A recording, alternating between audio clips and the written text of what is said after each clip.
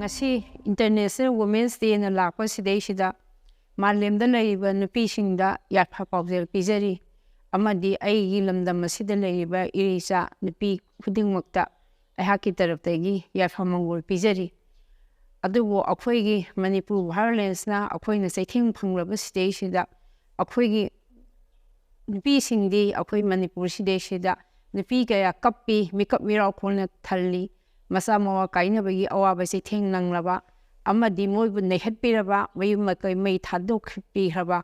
asigumraba problem dala thalaba akhoi gi Manipur asideshida akhoi irrespective of caste community akhoina se theng nupi singna awaba nangliba sideshida akhoina ngasi nupi gi numit ena pangthokpagi akhoi wahan thok ase asukki matik akhoina nungai taban pik thalen haibatai aduna akhoina ngasi thuliba thawdo asideshida akhoi politically, socially, legally, akhoi masideshida akhoina justice phangba pame, akhoi bias leitena lengak ron na thabuk tawbiba pame, justice pibiba pame, amadi akhoi gi leiba namda masideshida akhoi thoglaiba irang singase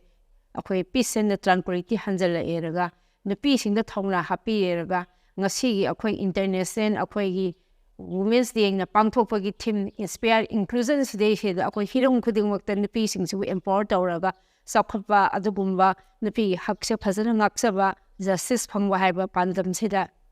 akhoi khudingwa sangsin minasi aduna akhoina lakaduriba vote asidasu akhoi nupi singna masidayshida kalamba miyoida vote pire haraga akhoi gi kalamba leader na akhoi leader oibire haraga tungi damakta adugumba khanbirapa lebaki saukhatpa apha nungai gi damakta khanbirapa adugumba leader sing sidaysa akhoi nupi sing sena akhoi bhapta na khandhareraga akhoina akhoi ngasi laibuk thiba thongdo ase matungda amuk thoktanaba akhoi pumnamakna hotnaminarasi haibase ngasi gi Women's Day lakpa nimit aside hangna thamjari